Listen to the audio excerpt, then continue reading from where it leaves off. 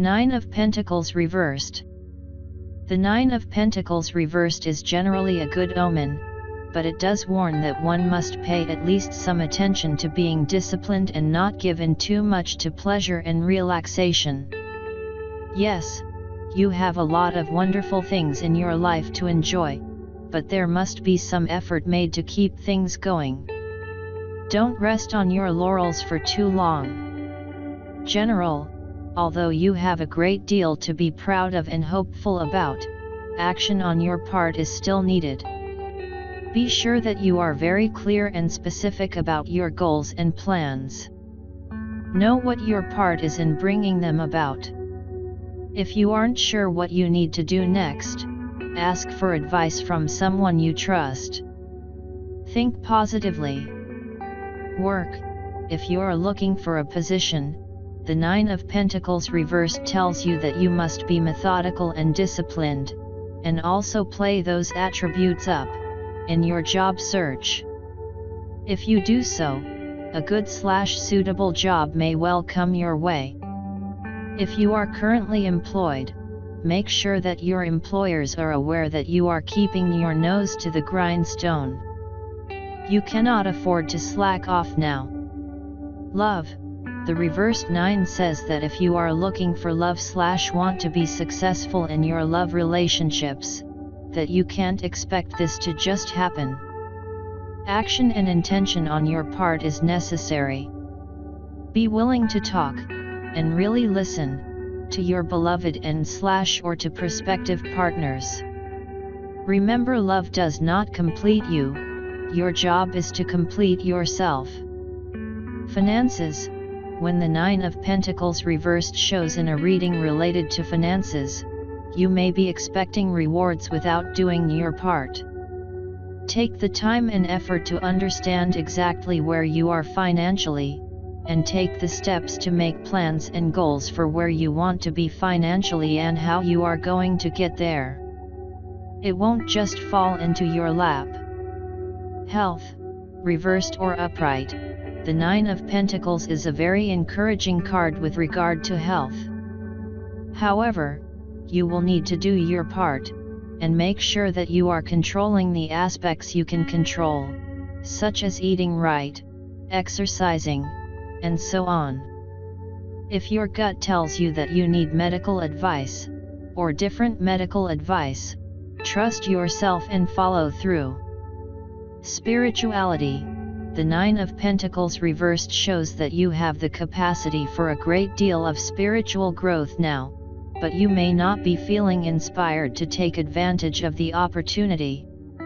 Do what you can, even a little study and meditation can bring positive, important insights. It is more than worth the effort.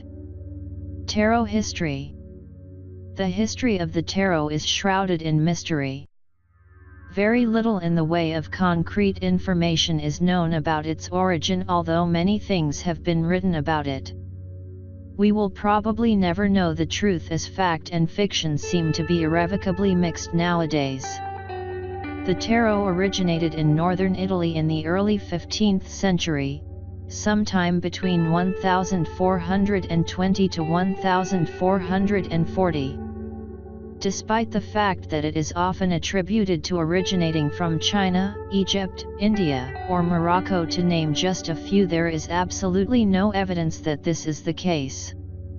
Nor, as is often quoted, is there any evidence whatsoever that the tarot was brought to Europe by the Romanis. The name tarot is often attributed to being Egyptian, Hebrew, or Latin. This is not the case.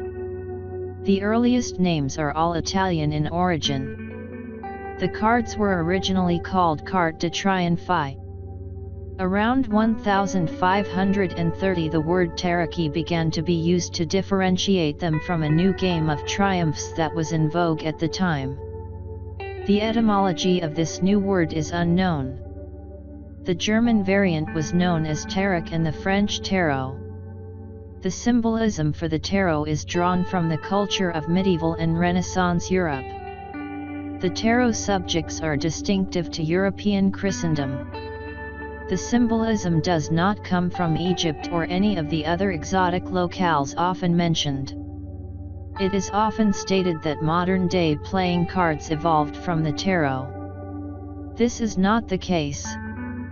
Modern-day playing cards came to Europe courtesy of Islam.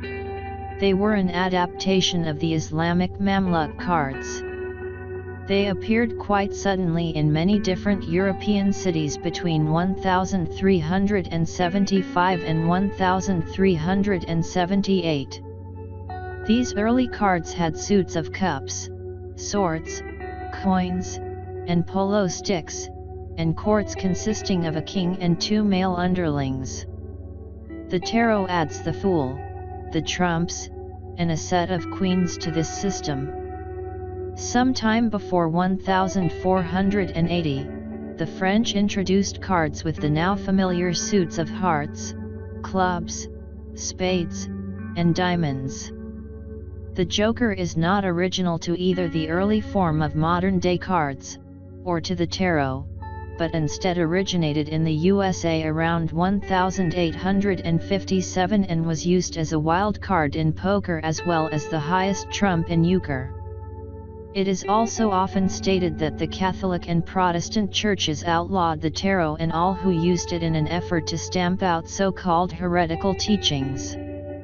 This is not the case. The Inquisition documented what the Church considered as evidence of heresy in great detail. The tarot was not even mentioned. After the Reformation, less controversial images for the Pope and Papess were substituted by card makers as the Church had objected to the original images. It is often said that the tarot was not used as a divination tool prior to 1781. The tarot was used as early as the 16th century to compose poems describing personality characteristics. There is historical evidence that in one case at least these verses were presented as relating to the person's fate. In other words, divination. Divinatory meanings were assigned to the tarot in Bologna in the early 1700s, and this is the first unambiguous evidence of tarot divination. Ordinary playing cards were connected with divination as early as 1487. It is not unreasonable to think that the tarot was also. The tarot has often been attributed with being a pillar of Western esoterica occultism. This is certainly not the case. The first occult writers to discuss the tarot were Court de Gobelin and the Comte de Melot in 1781. The tarot was not mentioned in any occult work for the first 350 years of its existence. The terms Major Arcana, Minor Arcana, High Priestess, and Hierophant are anachronistic when referring to the older tarot decks. The historically appropriate terms are the trumps and the fool, the suit cards, Papess or Popess, and Pope. Likewise, pentacles and wands are relatively recent substitutions for the traditional suit names of coins and staves or batons. The original Italian titles of the cards were in some cases different from the later French titles that have become familiar to us through the Tarot de Marseille and its descendants. Also, the ordering of the trumps varied considerably in Italy where the cards originated. It is not known which ordering is the earliest one. Even the number of cards in the deck varied a great deal. So care should be used in making statements about the original meaning of the cards based on the familiar titles and ordering. Many believe that the Waite-Smith Tarot is the original, standard, or most authentic tarot deck in existence. This is absolutely untrue. The Waite-Smith/Rider-Waite deck was created in 1909.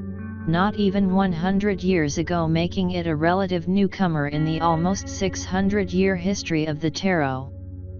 There is actually no definitive version of the tarot.